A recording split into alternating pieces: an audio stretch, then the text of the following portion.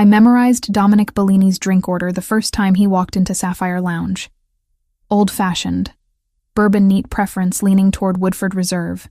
Exactly 2 ice cubes shaped perfectly square. Orange peel expressed over the glass but not dropped in. Cherry on a separate pick placed precisely at 2 o'clock. Sounds obsessive written out like that. But when you've tended bar for 3 years, you learn that details matter. Especially when the client tips $40 on a $20 drink, and never once complains about anything. That was 8 months ago. Now it's Thursday, 10 minutes past 10 p.m., and I'm already reaching for the Woodford Reserve before he settles onto his usual stool. Second from the end. Never the corner seat despite it being objectively better for privacy. Always the one that gives him a clear view of the entrance, the kitchen door, and the emergency exit near the bathrooms. Evening, Mr. Bellini. I set the cocktail napkin down with practiced precision. Usual? Please. His voice carries that gravelly quality some men develop around their mid-30s, smooth enough to be pleasant, but textured enough to suggest he's lived through things worth mentioning. Not that he ever mentions them. Our conversations rarely extend beyond drink orders and weather observations. I turn to prepare his old-fashioned, aware that he's watching me work. Not in a creepy way. I've dealt with enough drunk businessmen pawing at my wrist to know the difference. This is something else. Assessment, maybe. Like he's cataloging the way I muddle the sugar cube, the exact angle I twist the orange peel to release the oils. Uncle Marcus says certain people just have that quality, that predatory awareness that comes from always needing to understand their environment. Busy night, Dominic observes when I place his drink down.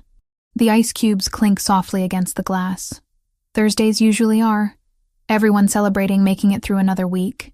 I wipe down the bar in front of him, even though it's already spotless. Keeping my hands busy prevents awkward hovering. He nods, lifts the glass, takes that first measured sip he always takes. Testing. Confirming. Then a barely perceptible exhale that I've learned to interpret as approval. The thing about working at Sapphire Lounge is that you develop a sixth sense about power. Not the loud, obnoxious kind that shows up in rental tuxedos and bottles of champagne they can't actually afford. Real power. The quiet kind that makes other patrons shift their conversations to lower volumes when certain people walk past. The kind where the manager personally escorts someone to their table instead of letting the hostess handle it. Dominic Bellini has that kind of power in spades. I noticed it the 3rd or 4th time he came in. The way Marco, one of our regulars who works in commercial real estate, practically tripped over himself moving to a different section of the bar. How the 2 guys in tailored suits who'd been arguing loudly about sports teams suddenly found their indoor voices when Dominic sat down. Small tells that added up to a larger picture I deliberately chose not to examine too closely. Uncle Marcus hired me 3 years ago when I was desperate enough to take any job that paid in actual money instead of exposure or experience. I just finished my chemistry degree from Boston University, $48,000 in debt with a BA that qualified me for precisely nothing except graduate school I couldn't afford. My resume listed 3 unpaid internships, and a GPA that suggested I'd spent more time studying than networking, which in retrospect was probably my first major career mistake. Marcus took one look at me, asked if I could handle drunks without crying, and put me behind the bar the next shift. Said family helps family, especially when family is drowning. He wasn't wrong about the drowning part. Haley. Marcus appears from the back office, nods at me, then at Dominic with considerably more deference. Mr. Bellini, everything satisfactory? As always, Marcus. You run a good establishment. Dominic's tone is pleasant, almost warm. But there's something underneath it, a layer of meaning I can't quite parse, like they're having a second conversation beneath the surface of the polite words. We do our best. Let me know if you need anything. Marcus retreats, and I catch the briefest moment where his hand touches my shoulder as he passes. A warning? Reassurance? With Marcus, it's hard to tell. He's spent 30 years in Boston's restaurant scene and picked up the kind of discretion that makes him excellent at his job and maddeningly vague in personal interactions. The night continues its usual rhythm. I mix drinks, make small talk with regulars, deflect increasingly aggressive flirtation from a guy in a Patriots jersey who doesn't understand that no thanks is a complete sentence. Dominic sits at his stool nursing his drink. He never orders more than 2 in an evening. and occasionally checks his phone with the kind of focus that suggests the messages he's reading are considerably more important than sports scores or stock updates. Around 11:30, two men I don't recognize walk in. Both Asian, both wearing dark clothes that read expensive, even from across the room. They scan the space with the same predatory awareness Dominic has. And I watch his posture shift. Not obviously. Just a subtle straightening of his spine, a fractional adjustment of his shoulders that transforms relaxed into ready. The men choose a table near the front. Don't approach the bar. Don't acknowledge Dominic's presence, even though I'd bet money they clocked him the second they entered. The air in Sapphire suddenly feels thinner, like pressure dropping before a storm. Another? I ask Dominic quietly, even though his glass is still half full. No, thank you. He places 250s on the bar, which is excessive even by his standards. Have a good night, Haley. He leaves through the main entrance, and the two men at the front table watch him go without moving. 5 minutes later, they leave too, and I'm standing behind the bar wondering what exactly I just witnessed, while simultaneously knowing I should probably forget I witnessed anything at all. That's my life. Bartending 6 nights a week at Sapphire, mixing drinks for people whose conversations I'm not supposed to hear, and whose business I'm definitely not supposed to question. Living in a studio apartment in Alston that costs $1,800 a month and has radiators that clang like church bells every morning at 6 a.m. Taking the red line to Quincy every Sunday to visit Mom, because that's the one day I give myself permission to stop running. Mom. Rose Turner. 52 years old and 5 years cancer-free, which should be cause for celebration, except the medical bills didn't stop when the treatments did. $68,000 in debt even after insurance, broken into monthly payments that will outlive both of us if I don't figure out how to accelerate them. That's why I took the bartending job instead of holding out for something in my actual field. Chemistry doesn't pay enough to cover rent and medical debt simultaneously, not at entry level. So I mix drinks, and I'm good at it, partially because I actually understand the science behind flavor profiles and molecular interactions. That old-fashioned I make for Dominic? The sugar-to-bitter ratio is calculated based on the specific barrel char level of Woodford Reserve. The orange oil release is timed to maximize aromatic compound dispersion without overwhelming the bourbon's natural vanilla notes. It's chemistry applied to mixology, and it turns out people will pay decent money for drinks that taste transcendent instead of just adequate. Sundays at Mom's place are my anchor point. The one routine I refuse to compromise on regardless of how tired I am, or how many double shifts Marcus needs covered. I take the train at 9 a.m., stop at the bakery she loves for cinnamon rolls she pretends she shouldn't eat, and spend 4 hours in her tiny kitchen drinking coffee and pretending life isn't crushing both of us under debt we didn't choose. She asks about work. I tell her it's fine. She asks if I'm dating. I tell her I don't have time. She asks if I'm happy. I tell her I'm working on it. All technically true statements that avoid the larger truth.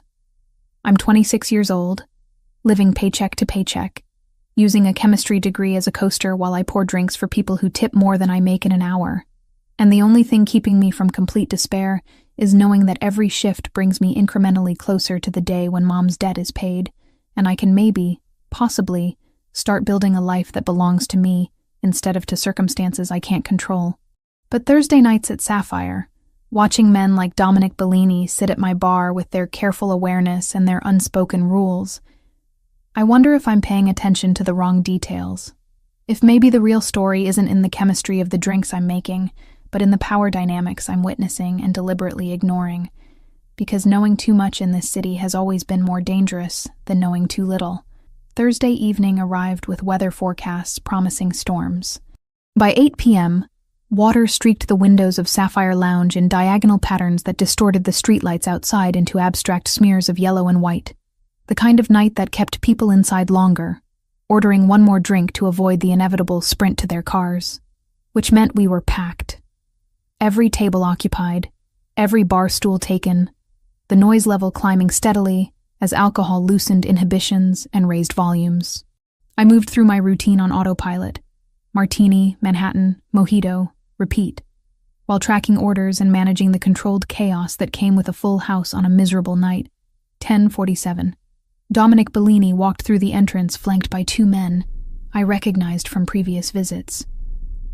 Both wore dark suits that probably cost more than my monthly rent. Both moved with that same predatory awareness that seemed to be a job requirement in their world.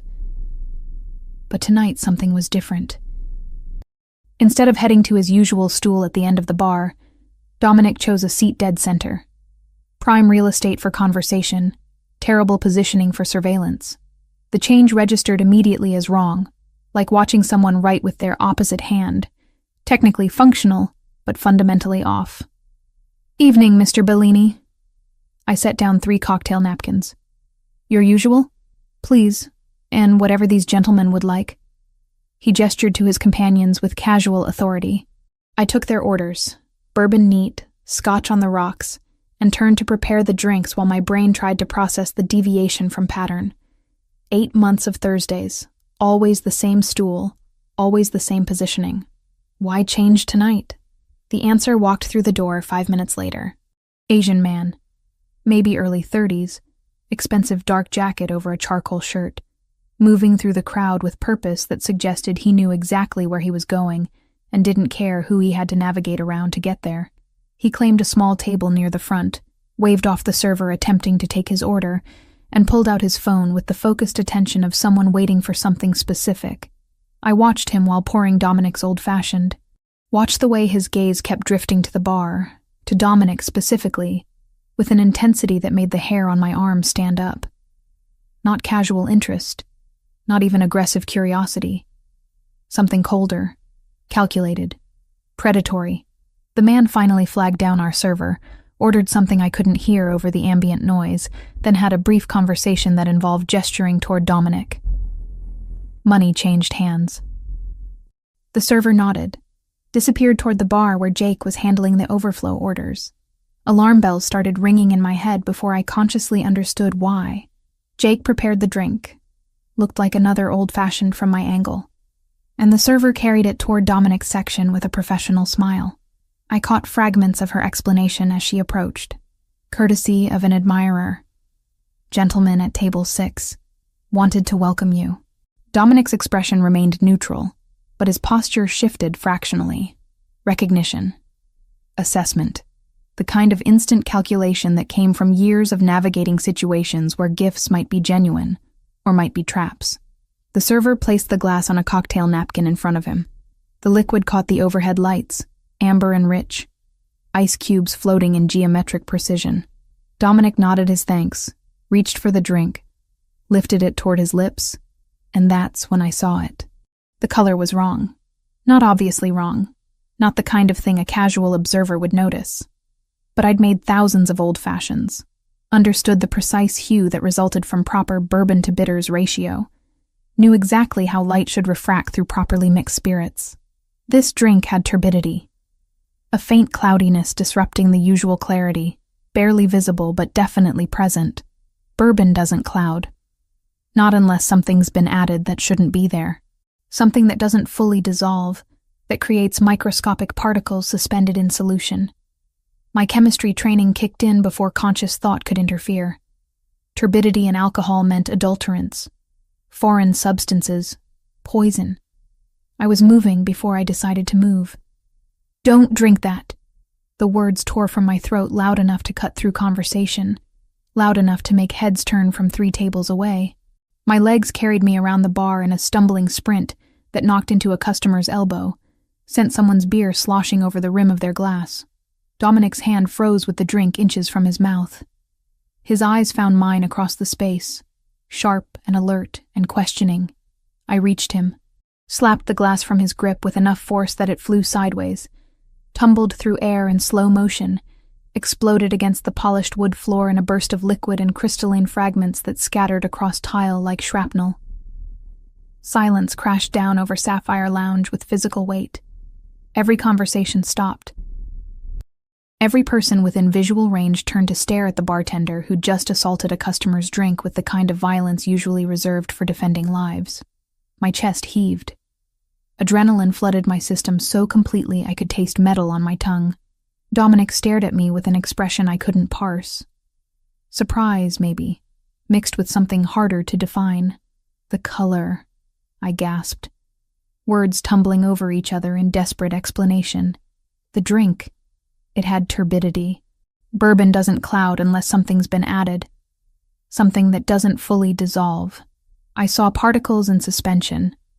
Microscopic but definitely present. Basic chemistry. Pure solutions don't show turbidity unless foreign substances interfere with light transmission. I was rambling. Knew I was rambling. Couldn't stop. Whatever was in that glass, it wasn't just bourbon and bitters. Someone put something in it. Dominic's gaze shifted from me to the shattered glass on the floor, then to table 6 where the Asian man was already standing. Moving toward the exit with controlled speed that didn't quite qualify as running, but definitely suggested urgent departure. Stop him. Dominic's voice carried absolute authority despite conversational volume. One of his companions materialized near the entrance with speed that seemed impossible given the crowded space. The Asian man altered course, tried the emergency exit near the bathrooms. The second companion was already there, blocking escape with body language that communicated threat more effectively than weapons. The Asian man stopped, raised his hands in a placating gesture, started speaking in rapid syllables I couldn't understand but recognized as some dialect of Chinese. Dominic stood, moved toward the confrontation with unhurried precision. I stayed frozen beside the broken glass, my brain finally catching up to what my body had done, the implications spreading through my consciousness like ink in water. I'd just stopped someone from poisoning Dominic Bellini, which meant someone wanted Dominic Bellini dead, which meant I'd just inserted myself into the kind of situation people disappeared for witnessing. Marcus appeared from the back office, his expression cycling through confusion, alarm, and resignation in the span of 3 seconds. Haley, what? The drink was poisoned. My voice sounded distant, disconnected from my body. I saw contamination, turbidity in the solution. Someone tried to kill him. Marcus's face went pale. He looked at Dominic, at the Asian man now surrounded by very large men in very expensive suits, at the broken glass, then back to me. Office. Now. Not yet. Dominic's voice cut through the chaos. He approached me with measured steps, stopped close enough that I had to tilt my head to maintain eye contact. How did you know? Chemistry degree. The answer came automatically. Boston University. Graduated 3 years ago. I understand solution dynamics, molecular suspension, light refraction through various compounds. That drink showed turbidity consistent with undissolved particulate matter. Bourbon shouldn't do that. Nothing in a properly made old-fashioned should cause that reaction. His expression shifted. Surprise, definitely. But also something else. Respect, maybe. Or calculation. You're certain? Yes. I've made thousands of these drinks. I know what they should look like at molecular level. That wasn't right. Dominic nodded once, then gestured to one of his companions. Collect what you can of the glass and liquid. I want laboratory analysis within the hour. To the Asian man, we'll be having a conversation, just not here. The man was escorted out through the emergency exit. The remaining patrons gradually resumed their conversations, though the volume stayed muted, everyone still processing the scene they'd witnessed. Dominic turned back to me. Thank you, Haley. 2 words. Simple gratitude. But the way he said my name carried weight I didn't fully understand. Recognition that went beyond bartender-customer dynamics into territory I wasn't prepared to navigate. You're welcome, I managed. He retrieved his wallet, placed $500 bills on the bar. Excessive didn't begin to cover it. Have a safe night. Then he was gone, disappearing through the entrance with his remaining companion, leaving me standing beside broken glass and the slowly dawning realization that I'd just saved a man's life and possibly destroyed my own in the process. Marcus's office smelled like stale coffee and old paperwork. He closed the door behind us with more force than necessary, the kind of controlled slam that communicated anger without crossing into unprofessional. I stood in the middle of the cramped space, still shaking from adrenaline, while he paced behind his desk like a caged animal searching for an exit that didn't exist. You want to tell me what the hell just happened out there? His voice stayed level, but tension bled through every syllable. Someone tried to poison Dominic Bellini. I saw the contamination in the drink, turbidity in solution that shouldn't be there. Basic chemistry. I know about the chemistry, Haley. Marcus stopped pacing, braced both hands on his desk, looked at me with an expression caught between concern and resignation. What I need to know is if you understand what you just did. I stopped someone from being murdered in your bar. You stopped someone from being murdered in his bar. Marcus's correction carried weight I was only beginning to comprehend. Dominic Bellini doesn't just frequent Sapphire Lounge, Haley. He owns it. Has for 7 years. I manage it for him. But this place exists under his protection, operates within his territory, pays him percentages of profits in exchange for security. The words landed like physical blows. You're saying he's head of the Bellini family organization, one of the most powerful crime syndicates on the East Coast. Controls shipping, ports, various business interests, both legitimate and otherwise. Marcus pulled out his chair, collapsed into it like confession had drained something vital from his body. I found out 2 years ago when some idiots tried to extort protection money from us. Thought Sapphire was independent, vulnerable. They were very, very wrong. My legs decided sitting was a good idea. I found the chair across from Marcus's desk, lowered myself into it carefully. And you never thought to mention this? Would you have wanted to know? Would that knowledge have made your life easier or more complicated? He had a point. I hired you because you needed work and your family. I kept you ignorant, because ignorance is the safest position for civilians in this world. But you just threw yourself directly into the middle of something that could get you killed, and I can't protect you from consequences I don't control. The office door opened without knocking. Dominic Bellini filled the doorframe with the kind of presence that made the already small space feel suffocating. He looked at Marcus first, some unspoken communication passing between them, then turned his attention to me. May I have a moment with Haley? Not really a question despite the phrasing. Marcus stood. I'll be at the bar if you need me. He touched my shoulder as he passed. Brief pressure that communicated solidarity, or sympathy, or maybe just goodbye. Then it was just Dominic and me in an office that suddenly felt more like an interrogation room. The preliminary analysis confirmed your assessment, Dominic said, settling into the chair Marcus had vacated. The drink contained tetrodotoxin. Extremely rare, extremely lethal. Derived from pufferfish, nearly impossible to trace, causes paralysis followed by respiratory failure within minutes. Without your intervention, I would have been dead before an ambulance arrived. Tetrodotoxin. The lab also noted the toxin was delivered in microencapsulated carriers, cyclodextrin shells that don't fully dissolve in high-proof spirits, so the dose left a faint haze under the bar lights. That's the turbidity you saw. I'd studied it in biochemistry. Sodium channel blocker. No antidote. Mortality rate above 70% even with immediate medical intervention. The Yakuza use pufferfish toxin traditionally. You know your poisons. Something that might have been approval flickered across his expression. The man we detained is affiliated with the Yamaguchi branch operating out of Los Angeles. They've been attempting to establish East Coast presence for the past 6 months. Eliminating me would destabilize territory control, create openings they could exploit. So this is about business. This is always about business. Power, territory, money. The same motivations that drive any organization, legal or otherwise. Just with different methods of conflict resolution. Dominic leaned forward slightly, elbows resting on knees, eyes holding mine with uncomfortable intensity. Which brings us to your situation. You witnessed an attempted assassination. More problematically, you prevented it. The Yakuza don't leave witnesses alive, especially witnesses who cost them strategic opportunities. Cold spread through my chest. You're saying they'll come after me. I'm saying they're already looking for you. Finding your identity won't take long. You work here publicly. Marcus's relationship to you is documented through employment records. By tomorrow morning, they'll know your name, address, daily routines, vulnerabilities. He paused. Including your mother and Quincy. The mention of Mom sent ice directly into my veins. My mother has nothing to do with this. Leverage rarely does. They'll use whatever pressure points ensure cooperation or silence. In this case, probably both. Dominic's voice stayed neutral, factual, like he was explaining weather patterns instead of death threats. I've already positioned security outside your apartment and your mother's residence.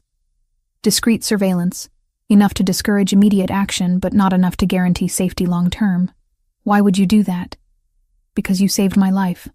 That creates obligations I take seriously. He pulled a business card from his jacket pocket, set it on the desk between us.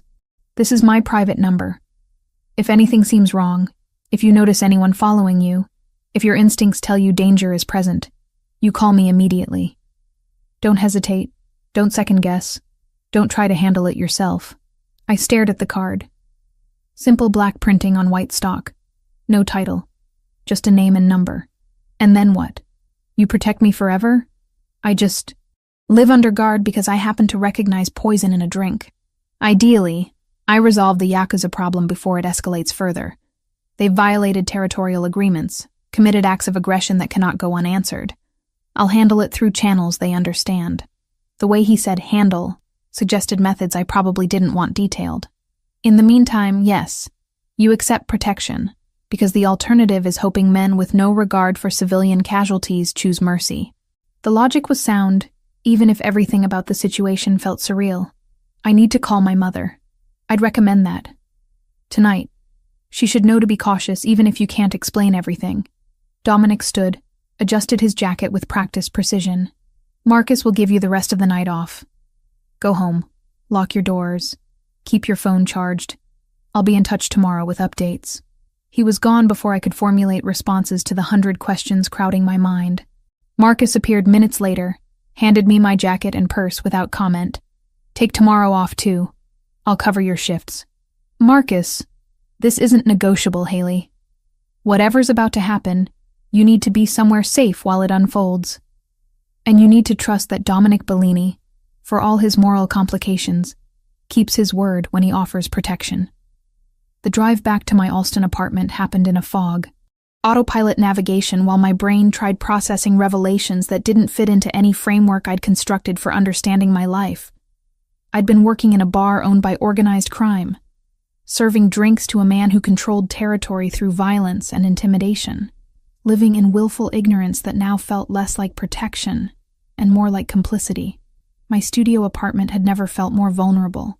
Ground floor, windows facing the street, lock on the door that probably wouldn't survive determined force. I checked every room anyway, all 2 of them plus the bathroom, before settling on my bed with my phone clutched in both hands. 9:47 p.m. Late, but not too late.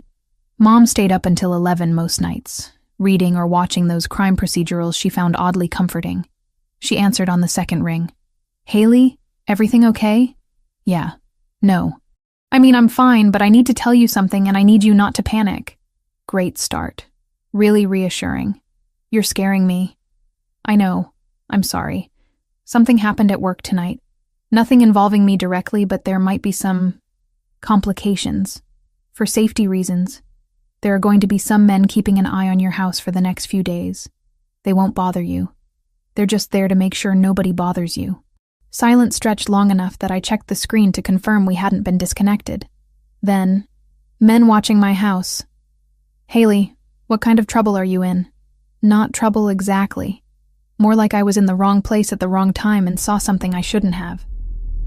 The people who own the bar where I work are handling it, but they want to make sure I'm safe.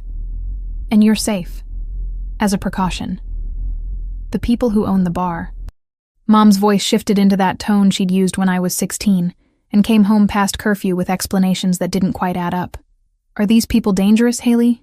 They're complicated, but they're not a threat to us. If anything, they're preventing other people from being threats. Technically true, if misleading by omission. Another long silence. I want you to come stay with me. Tonight. I can't. I need to stay in Boston for work, but I'll call you every day. Morning and evening. I promise. And if anything feels wrong, if you see anyone suspicious, you call me immediately and then you call the police. This is insane. I know. I'm sorry. I wish I could explain better, but I don't fully understand it myself yet. Just, please trust me that I'm being careful, and the people watching your house are there to help. We talked for another 20 minutes, Mom cycling through worry and anger and resignation, before eventually accepting that I wasn't going to provide more details than I already had. By the time we hung up, My hands were cramping from gripping the phone too hard and my jaw ached from clenching teeth.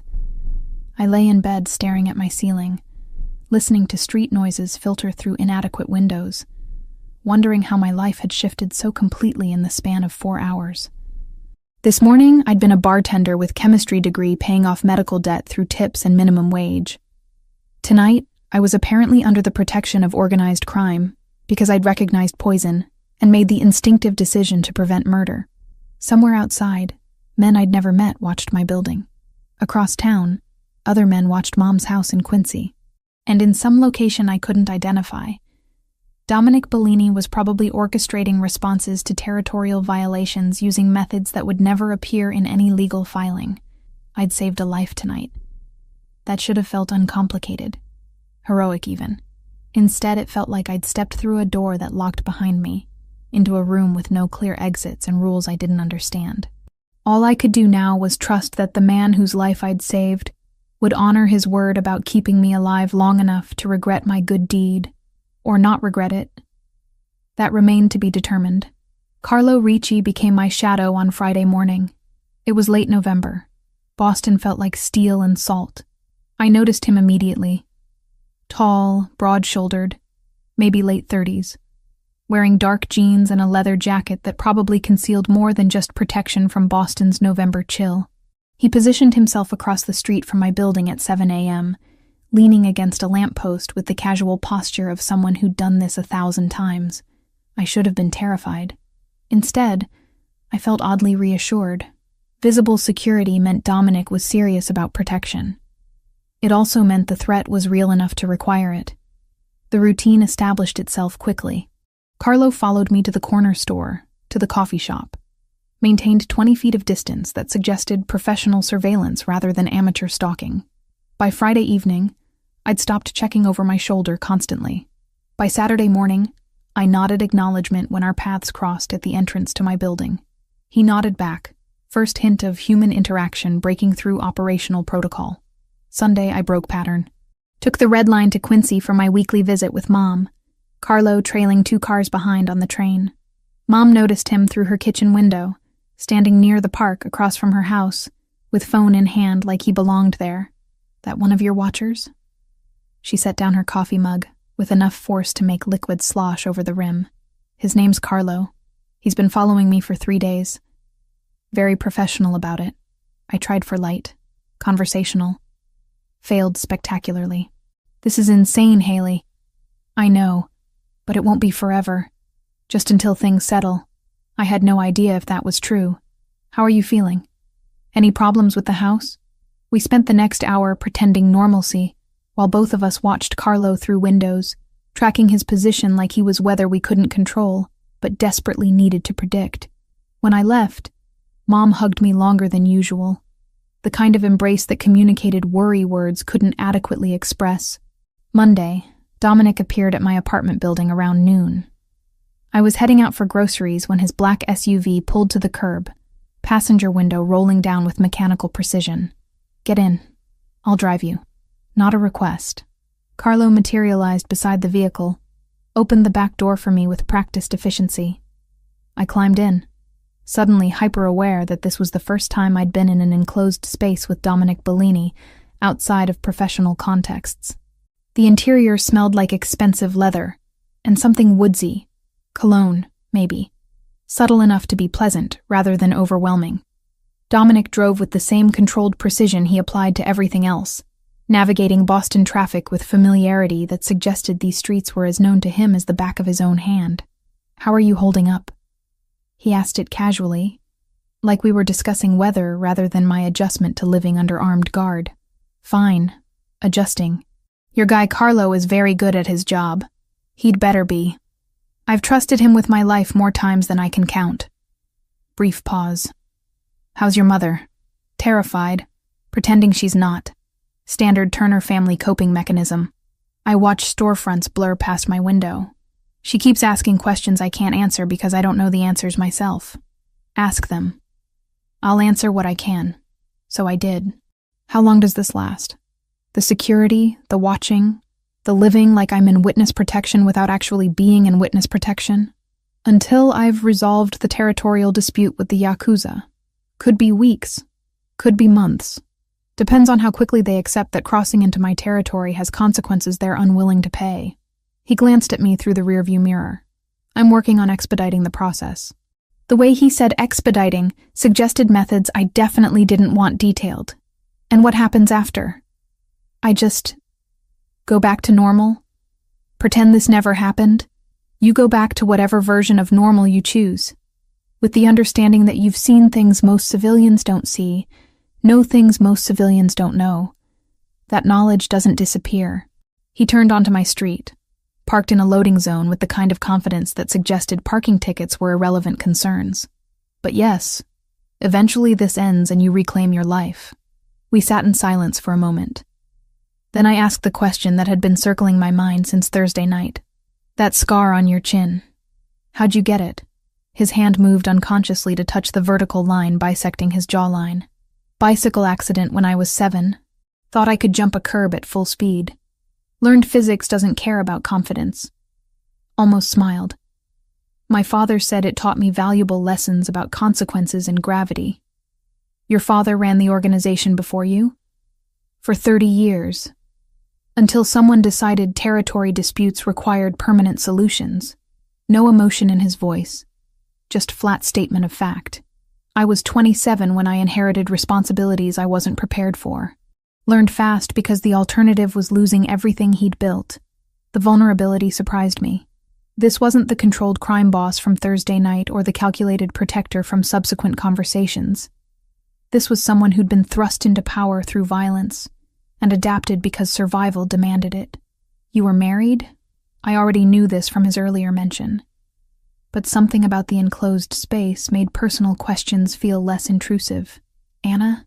Met her at a charity function. Married 6 months later. She died 3 years ago in a car accident on Route 93. Drunk driver crossed the median during evening rush hour.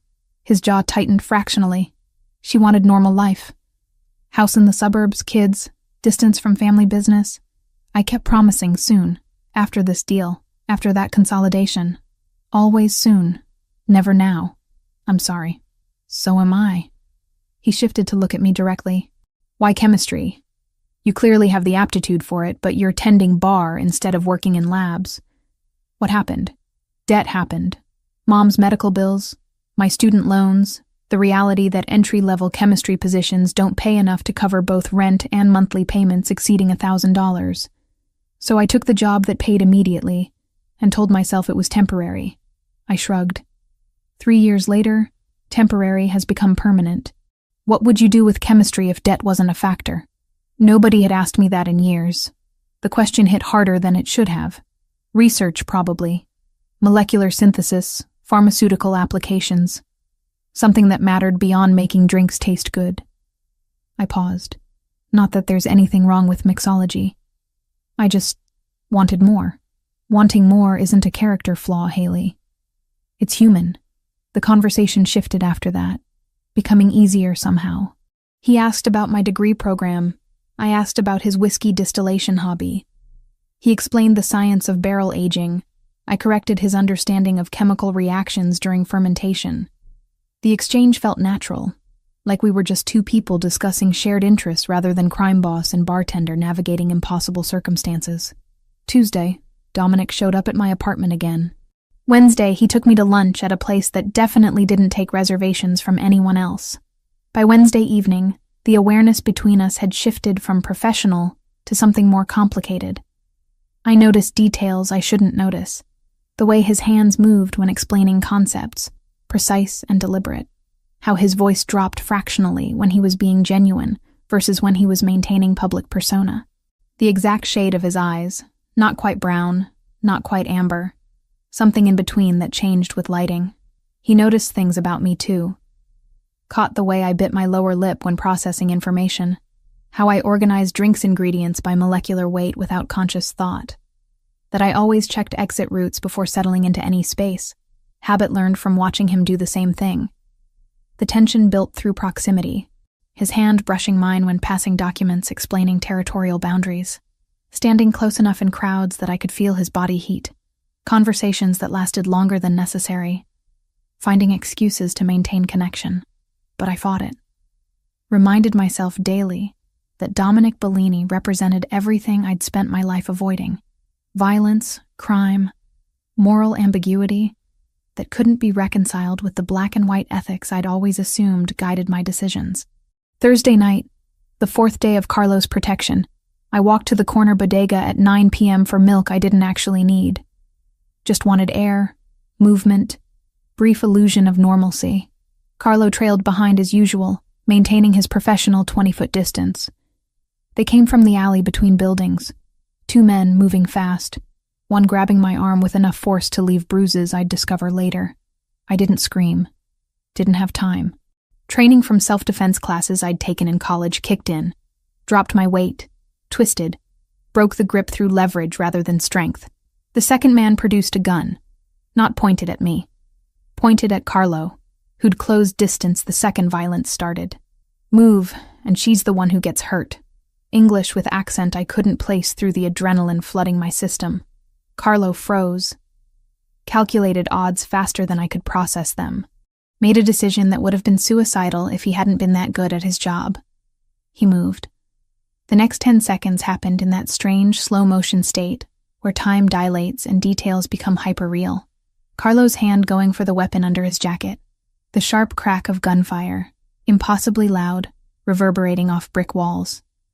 The second attacker going down. The first one releasing me, reaching for his own weapon. More shots. Pain blooming across Carlo's chest.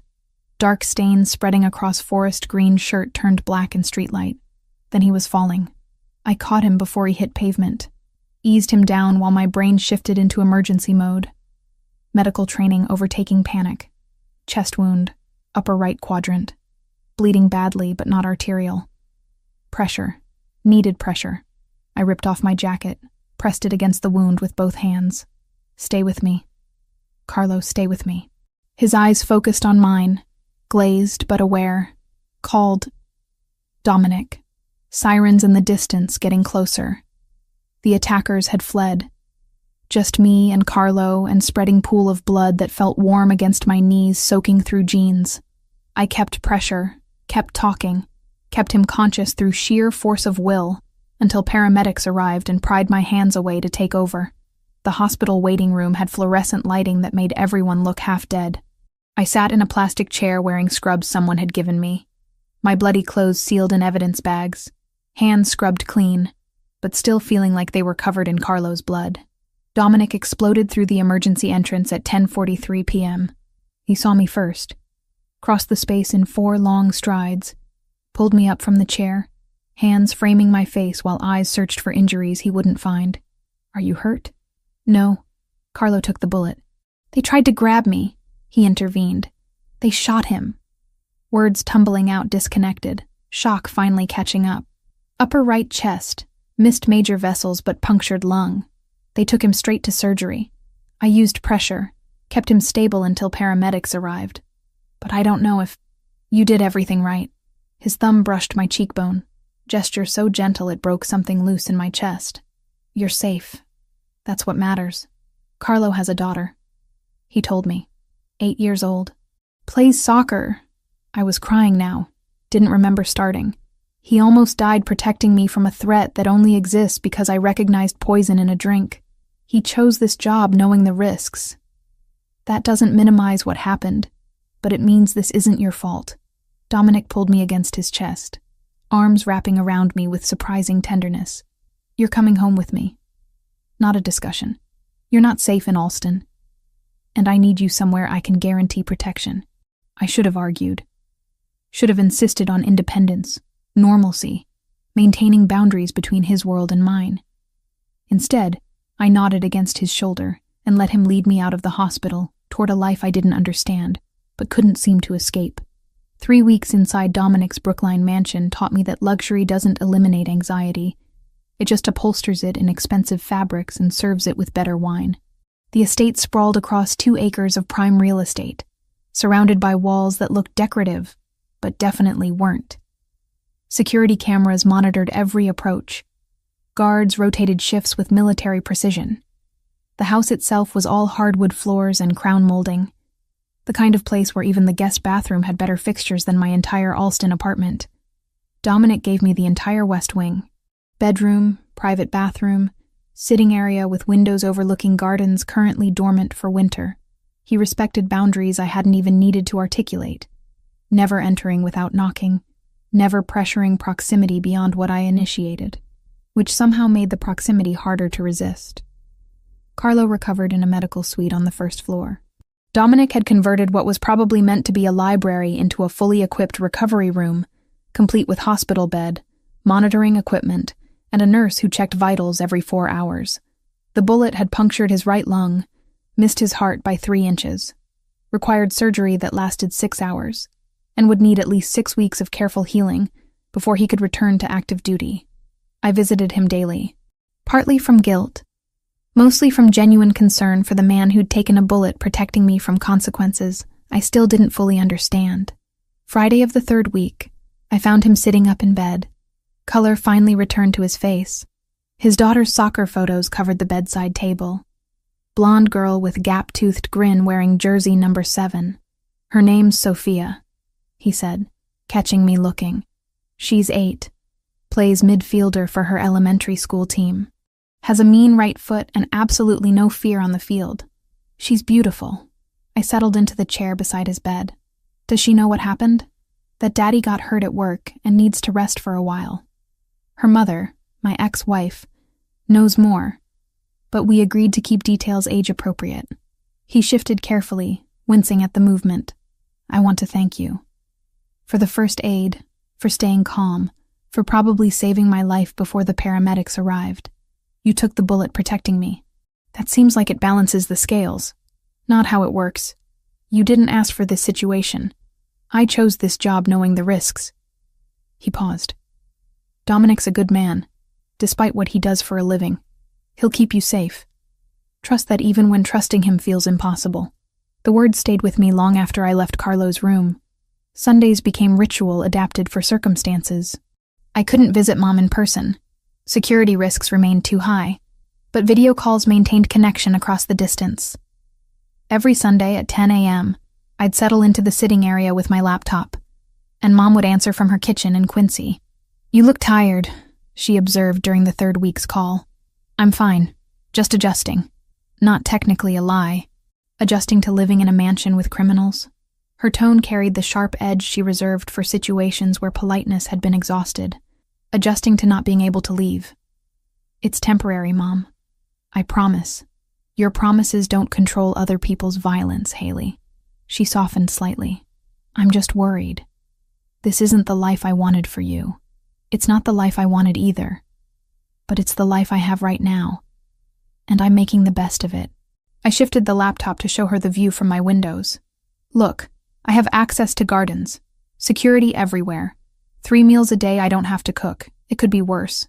It could also be better. It should be better. She wasn't wrong. But explaining that simple right and wrong had become complicated in ways I was still processing, felt beyond my current emotional capacity. The distillery occupied the entire basement. Dominic had converted what was probably meant to be wine storage into a functional whiskey production facility. Copper stills, aging barrels, temperature-controlled environments, equipment that suggested serious investment in the hobby. I discovered it by accident Tuesday of the 2nd week, following stairs I'd assumed led to laundry. Instead, I found Dominic monitoring fermentation tanks with the focused attention he applied to everything. Chemistry lab? I asked from the doorway. He turned, surprise flickering across his expression before settling into something that might have been pleasure. Whiskey distillery. Started it 5 years ago as stress relief. Turns out chemical processes are remarkably meditative when they're not related to business. I moved closer, examining the setup with professional interest. You understand you're basically doing organic chemistry, right? Fermentation, distillation, oxidation reactions during barrel aging. All of it applies principles I studied for 4 years. Then maybe you can tell me why this batch tastes off. He poured a sample into a glass, handed it to me. Should be ready, but something's not right. I swirled, sniffed, tasted, let the liquid coat my tongue while analyzing flavor compounds. You're getting sulfur notes. Probably from stressed yeast during fermentation. Temperature spike, maybe? Or contamination in the mash? His eyebrows rose. You can taste that? I can identify molecular signatures. Sulfur compounds are distinctive. I set down the glass. You need to control your fermentation temperature more precisely. Even a few degrees variance can stress the yeast, produce off flavors that persist through distillation. Show me. So I did. Spent 3 hours that night explaining biochemistry of fermentation, optimal temperature ranges for different yeast strains, how copper in the still helped remove volatile sulfur compounds through chemical bonding. Dominic absorbed information like he'd been waiting years for someone to explain the science behind his art. It became routine. After dinner, we'd descend to the distillery. I'd teach chemistry. He'd share traditional distilling techniques passed down through his family. We'd experiment with grain combinations, barrel char levels, aging processes. The work felt natural, collaborative. The first thing in 3 weeks that didn't carry undertones of danger or obligation. Tuesday of the 3rd week, I asked about the scar on his chin again. This time he answered with more detail. I was 7. Thought I was invincible. Decided to jump a curb on my bike at full speed. Physics disagreed violently. He touched the vertical line reflexively. Needed 12 stitches. My father didn't take me to the hospital for 3 hours because he was in a meeting he couldn't leave. When he finally did, he told me the scar would remind me that consequences don't care about confidence. That's harsh for a 7-year-old. He was preparing me for leadership in a world that doesn't forgive weakness. Dominic's voice stayed neutral, factual. Looking back, I understand what he was doing. Doesn't mean I agreed with his methods. Tell me about Anna. The question emerged before I could reconsider its wisdom. His jaw tightened. For a moment I thought he wouldn't answer. Then, met her at a charity function. She worked for an education nonprofit. Spent her days fighting for funding that would never be adequate. She had this optimism that felt impossible given what she witnessed daily. I fell for her immediately. How long were you married? 6 years. She wanted children, a house somewhere quiet, distance from family business. I kept promising soon. After this deal. After that territory consolidation. Always soon. Never now. He stared at the aging barrel in front of us. She died 3 years ago on Route 93. Drunk driver crossed the median during rush hour. She was gone before the ambulance arrived. I'm sorry. Words felt inadequate, but nothing else existed to offer. She deserved better than I gave her. Better than delayed promises and a husband who prioritized business over building the life she wanted. He finally looked at me. That's why I don't make promises I can't keep anymore. Silence stretched between us, heavy with shared understanding of how life derails plans no amount of money or power can prevent.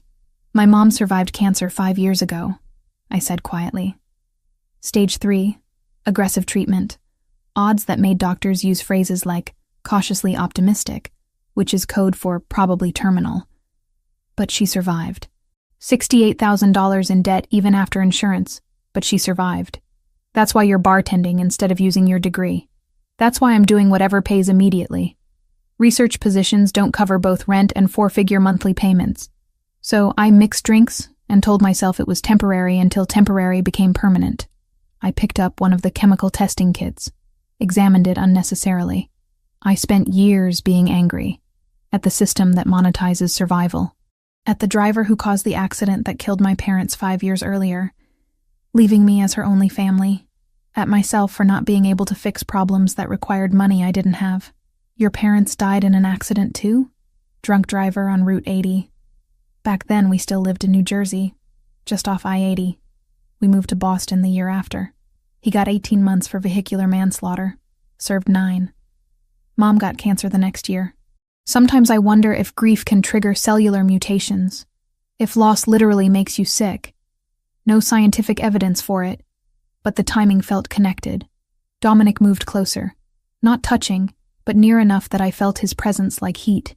You've carried weight nobody should carry alone. So have you. Different weight. I chose this life. You had it forced on you by circumstances beyond your control. Does it matter? I met his eyes. Choice or circumstance?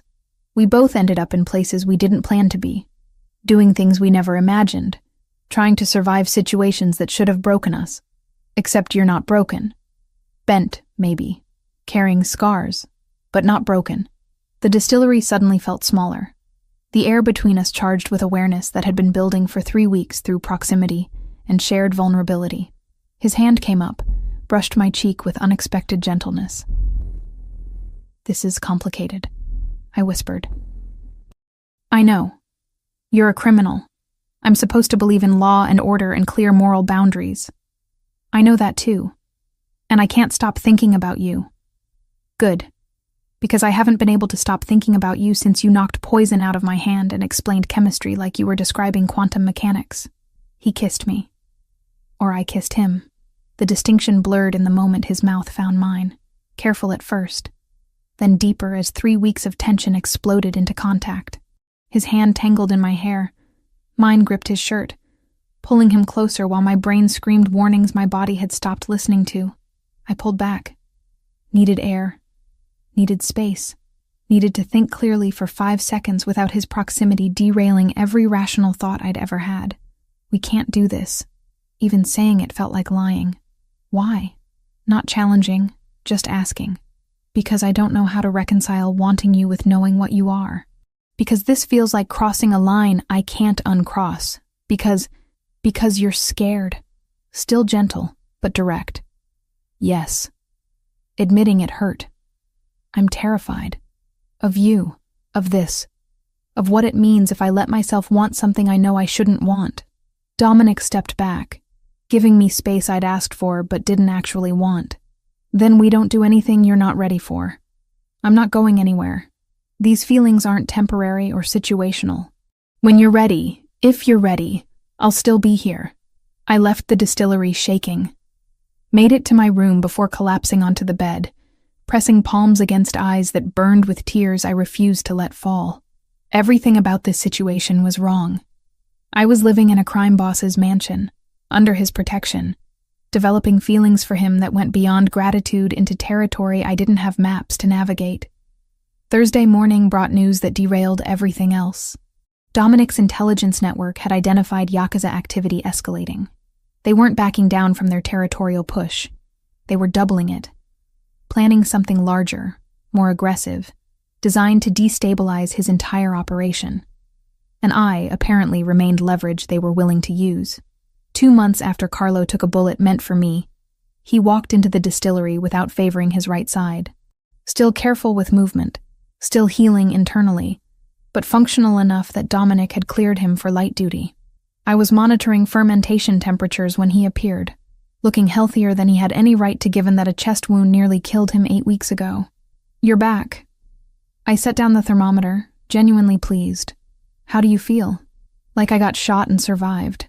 He touched his chest reflexively. "Doctor says 6 more weeks before full clearance, but I'm tired of sitting in that medical suite watching daytime television.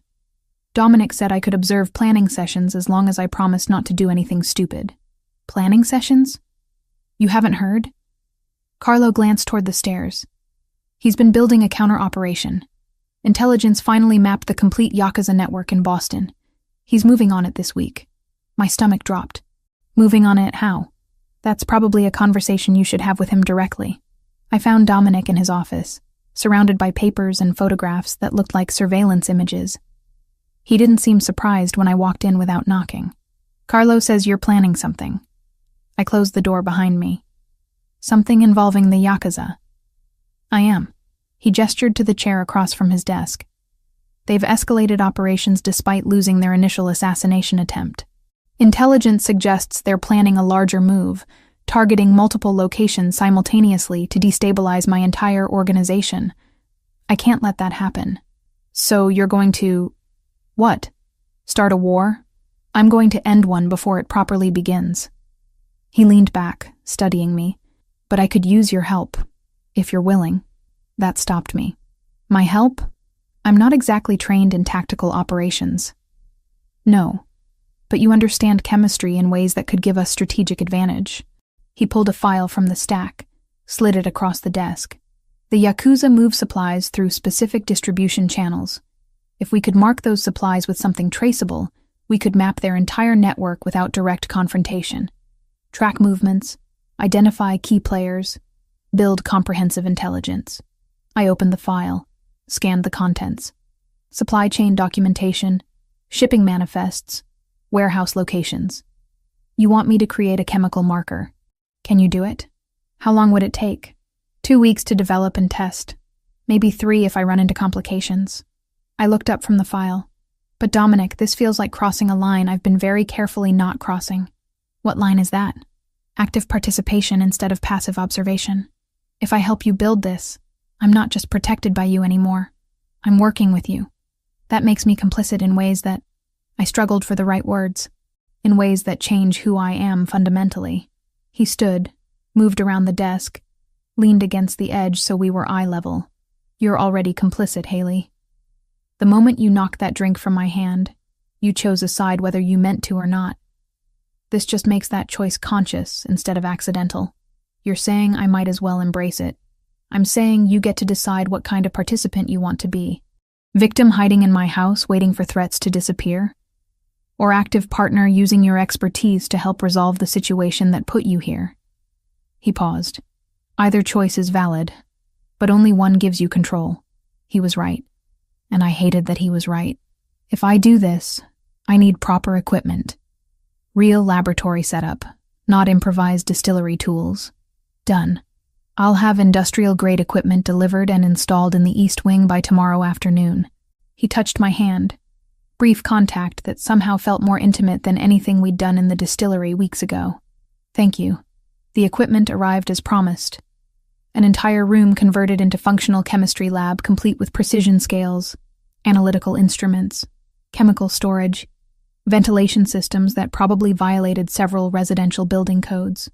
Dominic had spared no expense, which made sense for someone whose business regularly required discreet access to specialized resources.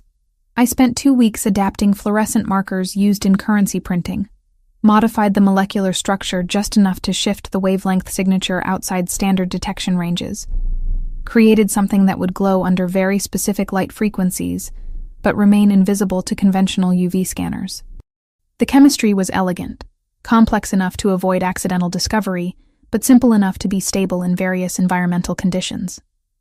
Dominic watched me work sometimes, asking questions about process and methodology. I explained reaction mechanisms, bonding principles, how slight changes in molecular geometry created dramatic differences in optical properties. He absorbed information with the focused attention he applied to everything, occasionally offering observations from his own distilling experience that surprisingly applied to what I was doing. This reminds me of barrel char chemistry, he said one evening, watching me adjust pH levels. Minor variations in process creating major flavor differences. It's all chemistry. Whiskey, markers, poison. Just different applications of the same fundamental principles. I pipetted solution carefully. Your family must have been doing this for generations to understand it intuitively. 4 generations. My great-grandfather started the distillery in Sicily before immigrating. He said understanding transformation, how raw materials become something refined, was the foundation of any successful enterprise. Dominic leaned against the lab bench. I don't think he meant it as metaphor for organized crime, but the principle applies. By day 15, I'd perfected the marker. Dominic tested it personally, applying it to fabric samples, and tracking them through various conditions. The compound remained detectable after water exposure, temperature fluctuation, extended time periods. Perfect for infiltrating supply chains. The infiltration took 3 weeks. Dominic's people introduced the marked materials into Yakuza distribution networks through carefully orchestrated exchanges and diversions. Every movement after that glowed under detection equipment, mapping routes and connections with precision that would have taken months to establish through traditional surveillance. I watched the intelligence build on screens in Dominic's office. Digital maps showing supply movements, warehouse locations, operational patterns. By week 3, we had comprehensive documentation of the entire East Coast Yakuza infrastructure. This is better than I hoped, Dominic said, studying the data. We can provide this to federal authorities anonymously. Let them handle dismantling the operation through legal channels. That actually surprises me. I expected you'd handle it yourself. I prefer avoiding unnecessary violence when strategic alternatives exist. The FBI can accomplish what needs accomplishing without the kind of warfare that puts civilians at risk. He glanced at me. You thought I'd just execute people. The possibility crossed my mind. I'm not saying I won't defend territory when necessary, but choosing violence as first option instead of last resort is how organizations destabilize themselves. He made a call, initiated whatever anonymous transfer process delivered intelligence to federal authorities without revealing sources. 6 weeks later, coordinated federal raids hit 12 locations simultaneously. The operation dismantled Yakuza infrastructure so completely that news coverage dominated regional media for 3 days. Arrests, seized contraband, organizational leadership scattered or imprisoned. But the primary target, the man who'd ordered my death and Carlo's shooting, escaped. Carlo delivered that news personally, his expression grim. Intelligence confirms he's still active, blames you specifically for the operation's failure. Says your leverage he'll use to force Dominic into territorial concessions. Leverage. The word tasted metallic. He thinks Dominic will abandon territory to protect me. Dominic's considering sending you somewhere safer temporarily. Out of state, secure location, until this resolves. The conversation happened that evening. I found Dominic in his study, predictably surrounded by reports and tactical assessments. Carlo says you want to send me away. No preamble, just direct confrontation. He looked up, expression carefully neutral. I'm considering options that maximize your safety. By removing me from the situation entirely, making me someone else's problem, someone else's responsibility. Anger built in my chest, hot and sharp. I'm not a package you can ship to secure storage, Dominic. I'm trying to keep you alive. By treating me like I'm incapable of participating in my own defense. My voice rose despite efforts to control it. I just spent 2 weeks developing sophisticated chemical trackers that made your entire operation possible. I'm not some helpless civilian who needs to be hidden while men handle the dangerous work. I lost Anna because I wasn't there when she needed me. I won't make that mistake again. His voice dropped, rough with emotion he rarely showed. If something happens to you because I kept you close instead of sending you somewhere safe, then that's my choice to make. I moved closer, needed him to hear this. I chose to save your life at Sapphire. I chose to stay here instead of running. I chose to help develop those markers knowing exactly what it meant. These were my decisions, made with full awareness of consequences. You don't get to take that agency away because you're scared of losing someone again.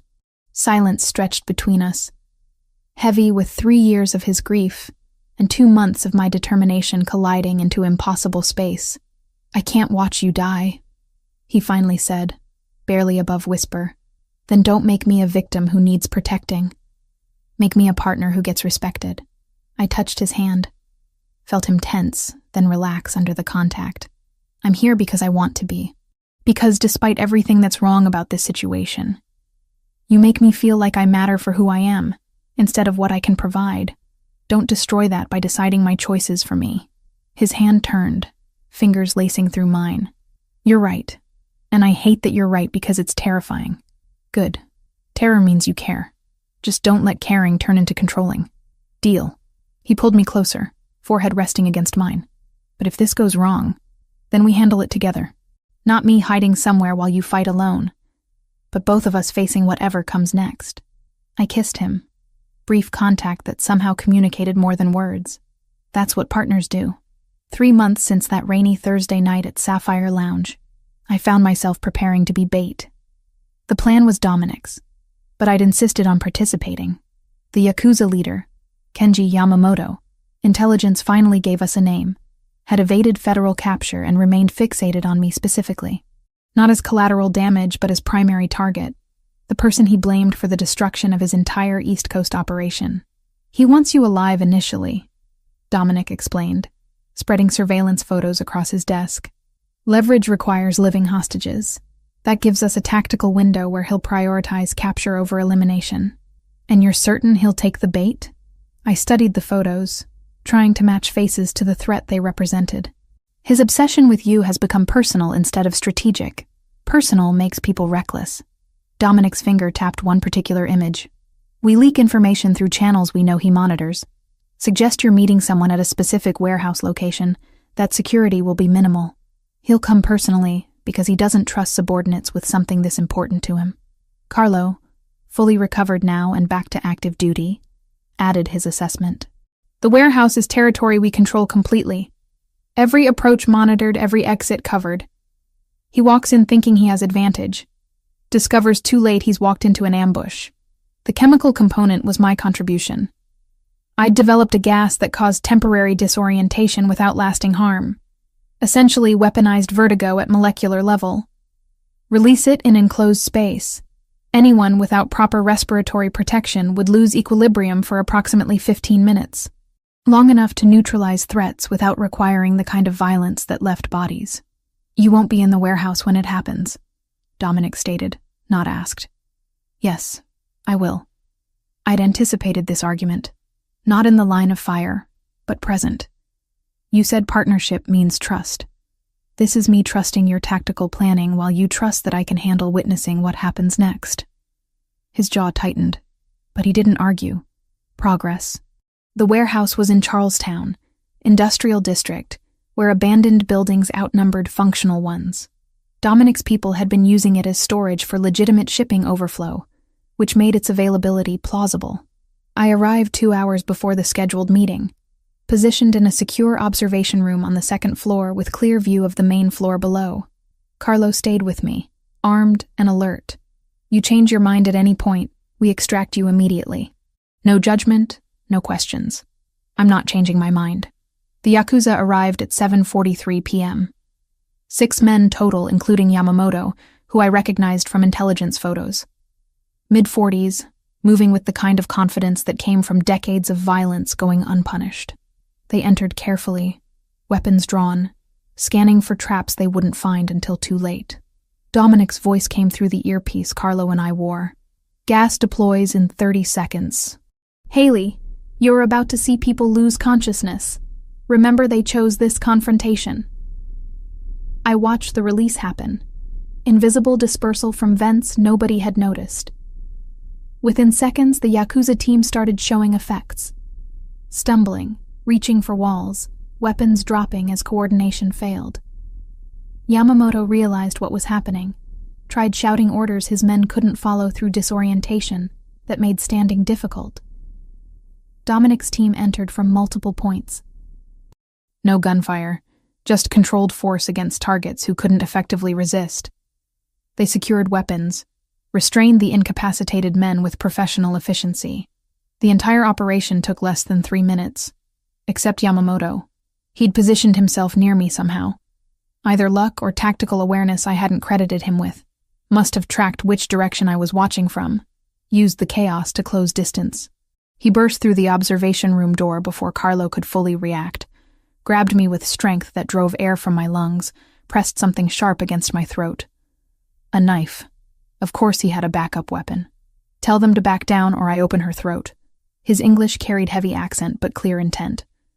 Carlo's gun was already drawn, aimed, but Yamamoto had positioned himself perfectly. Using me as shield, any shot risked hitting me instead of him. Through the window, I saw Dominic looking up, calculating odds with speed that suggested he'd wargamed this exact scenario. His hand rose, signaling his team to hold position. You destroyed everything. Yamamoto's breath was hot against my ear, reeking of rage and desperation. Months of planning, millions in investment, connections that took years to build. All gone because one woman recognized poison. You tried to murder someone in my workplace. My voice came out steadier than I felt. What did you expect? Compliance, fear. The reactions normal people have to organized crime. The knife pressed harder, stinging. Not chemistry lessons and federal raids. I remembered what Dominic had taught me during those first weeks in his mansion. Basic self-defense. Not because he expected me to fight, but because agency required capability. Weight distribution, leverage points, how to exploit an attacker's expectations of victim behavior. I dropped suddenly, full dead weight, breaking his grip through surprise rather than strength. Twisted as I fell, using momentum to create distance. Carlo fired, single shot, precisely placed. Yamamoto went down. Not dead. Shoulder wound, disabling but survivable. Carlo's accuracy was surgical even under pressure. Dominic was there seconds later, pulling me up, hands checking for injuries with barely controlled panic. "Are you hurt?" "No." "Scared, but not hurt." I touched my throat where the knife had pressed, felt warm blood from a shallow cut. Nothing serious. "Get her out of here." Dominic's order was directed at Carlo, but I stopped him. "No, I stay until this is finished." That was the deal. Yamamoto was conscious, clutching his shoulder, being restrained by two of Dominic's men. Dominic approached him with calm that was somehow more frightening than anger would have been. "You violated territory agreements, attempted assassination, targeted civilians." Dominic's voice stayed level, factual. "You understand what happens now. You kill me. Very predictable." Yamamoto spat blood. Big, tough Italian, defending his territory. "No, I turn you over to federal authorities with evidence that makes prosecution unavoidable. You spend the rest of your life in prison, contemplating what happens when business becomes personal." Dominic pulled out his phone, made a call. "Yes, I have information regarding the Yamamoto case. Charlestown Warehouse District. Bring multiple units."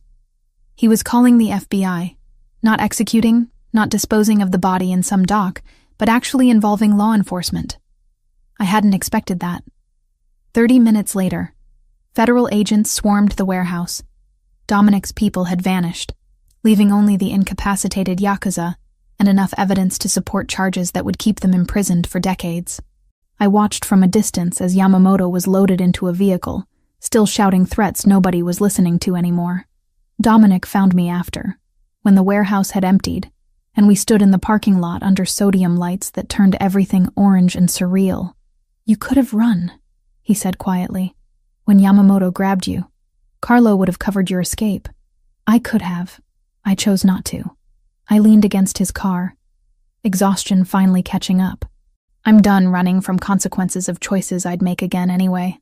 He kissed me then, fierce and desperate, like he was confirming I was real and alive and choosing to stay despite everything I'd just witnessed. We drove back to Brookline in silence.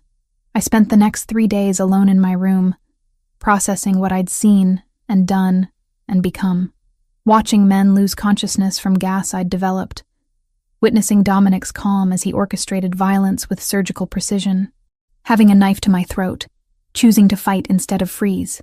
The sounds, the fear, the aftermath. On the 3rd day, I found Dominic in the distillery. He didn't seem surprised. "I'm not leaving," I told him.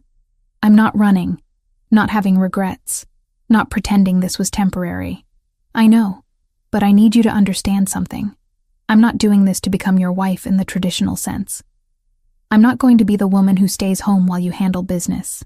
I want to use my chemistry, develop things that matter, build something that belongs to me. I wouldn't want you any other way." He set down the glass he'd been cleaning. "You're the least traditional person I've ever met, Haley. That's why this works. Even knowing I'll probably challenge you constantly, question decisions, argue strategy, refuse to accept because I said so as valid reasoning, especially knowing that." He pulled me close, forehead resting against mine. "Partnership isn't about agreement. It's about respect, even during disagreement." I kissed him. Let 3 days of processing transform into acceptance that my life would never be simple, but could still be chosen. This was who I was now. Bartender with chemistry degree who'd saved a crime boss's life and fallen in love with him despite every rational reason not to. Complicated, morally ambiguous, impossible to explain to anyone outside this world. But mine. Completely. Consciously mine. 6 months compressed into moments that felt both fast and infinite. The first week after Yamamoto's arrest, I returned to Sapphire Lounge. Not full-time. 2 nights weekly, Thursday and Friday, when the place filled with people celebrating survival of another work week. Security remained but became invisible. The kind of protection that existed in shadows without announcing itself. Marcus didn't ask questions when I walked back behind the bar. Just handed me a clean apron and said, "Good to have you back." His resignation had edges of relief, like he'd been holding breath for 3 months, and finally remembered how to exhale. We didn't discuss Dominic, or where I lived now, or what I'd witnessed during my absence. Some conversations happened better through silence. The 2nd month brought the conversation I'd been avoiding. Dominic found me in the distillery late one evening, holding financial documents I recognized immediately. Mom's medical debt, itemized down to the last dollar of the $68,000 she'd been paying off in monthly increments that would have lasted another decade. I want to pay this. Direct, no preamble. Not as charity or obligation. As investment in our future. Your mother shouldn't carry this weight, and neither should you. I wanted to refuse. Had reflexive pride screaming that accepting would make me dependent, kept, somehow less than equal. But looking at those numbers, remembering every month Mom chose between medication and groceries, every time I'd worked double shifts to send extra payments, the refusal died in my throat. This feels wrong. Even saying it sounded hollow. Wrong would be watching you sacrifice everything to repay debt that resulted from surviving cancer. Wrong would be having resources to help and choosing not to use them because of pride. He set the papers on the lab bench between us. I'm not asking permission, Haley. I'm telling you this is happening. You get to decide whether we do it as partners or as me acting unilaterally while you're angry about it. I cried for over an hour. Ugly crying. The kind that comes from 3 years of pressure releasing all at once. Relief and guilt tangled together until I couldn't separate them. Dominic held me through it, didn't try to fix or explain, just provided solid presence while I fell apart. The debt disappeared the next week. Mom called me immediately, voice shaking. Haley, what did you do? I fell in love with someone who had resources I didn't. He used them. That's what happened. Simplest truth I could offer. This man you're with is complicated and morally ambiguous and absolutely serious about building a life with me. And I'm serious about building one with him. First time I'd said it out loud to anyone. I know this isn't what you imagined for me, but it's what I'm choosing. Long silence. Then, I want to meet him. Properly. Not through windows or video calls. If he's going to be part of your life, I need to know who he is. 3rd month, I brought Dominic to Quincy. Mom's house looked smaller than I remembered. Her kitchen table where we sat feeling cramped with 3 people instead of 2. She studied him with the same intensity she'd used when I brought home school projects, looking for flaws in construction or logic. You run an organization. Statement, not question. I do. Legitimate businesses primarily, with history that's less legitimate. I won't insult you by pretending otherwise. Dominic's honesty surprised me. Your daughter saved my life. Then chose to stay in my world despite having every reason to leave. I'm trying to deserve that choice. By paying her mother's debts. By removing obstacles that prevented her from building the life she deserves. The debts were obstacles. He paused. I love her, Mrs. Turner. That doesn't excuse what I am or what I do, but it means I'll spend the rest of my life trying to be worthy of what she's given me. Mom looked at me. Really looked. Searching for something I couldn't name. Whatever she found must have satisfied because she nodded once. You hurt her, mister. Bellini, and no amount of power will protect you from me. We clear? Completely clear. 4th month found rhythm in the distillery work. Dominic had been transitioning family operations toward legitimate businesses for years. This just accelerated the timeline. I developed chemical processes for whiskey production that increased quality while reducing costs. Real chemistry, meaningful work, building something that existed in daylight instead of shadows. 5th month, we stopped talking about the relationship as temporary or complicated and started planning like it was permanent, where we'd live long-term, whether children were something we wanted, how to balance his responsibilities with my need for autonomy. Hard conversations that felt foundational rather than threatening. The proposal happened on an ordinary Tuesday. We were in the distillery testing a new barrel char technique when Dominic pulled a ring from his pocket. Simple band with engraved molecular structure I recognized immediately. Serotonin, the neurotransmitter associated with happiness and bonding. Marry me. Not a question, but not a command either. Statement of intention, invitation to agree. I laughed and cried simultaneously, took the ring, slid it onto my finger where it fit perfectly, because of course he'd gotten my size right. Yes. Obviously, yes. The wedding was small by any standard, massive by our need for privacy. Mom attended, healthier than she'd been in years, wearing forest green dress she'd bought specifically for the occasion. Marcus walked me down the makeshift aisle Dominic's people had constructed in the mansion's garden, his hand trembling slightly against mine. "You sure about this?" he whispered. "More sure than anything I've ever done." "Then I'm happy for you, kid. Really happy." Carlo stood as Dominic's best man, completely recovered from the bullet wound that nearly killed him. His daughter Sophia in the front row wearing her soccer uniform, because apparently that's what 8-year-olds wore to weddings when given the choice. The Bellini family filled remaining seats. Men and women who'd accepted me not as Dominic's trophy, but as someone who'd proven herself through actions that mattered in their world. The ceremony was brief. We'd written our own vows, stripped of traditional language about obeying or honoring, focused instead on partnership and conscious choice. When the officiant pronounced us married, Dominic kissed me like we weren't surrounded by witnesses. Like this moment had rewritten every future we'd separately imagined into something new and shared. Reception happened in the mansion, dinner for 30 people who mattered. Marcus gave a toast about family choosing each other. Mom cried through hers about watching me become someone she recognized and didn't recognize simultaneously. Carlo talked about owing his life to both of us, how sometimes the best families were built through circumstance rather than blood. That evening, I stood in the distillery with my husband. The words still felt strange. Surrounded by copper stills and aging barrels and chemistry equipment that represented everything I'd built here. Dominic came up behind me, arms wrapping around my waist, chin resting on my shoulder.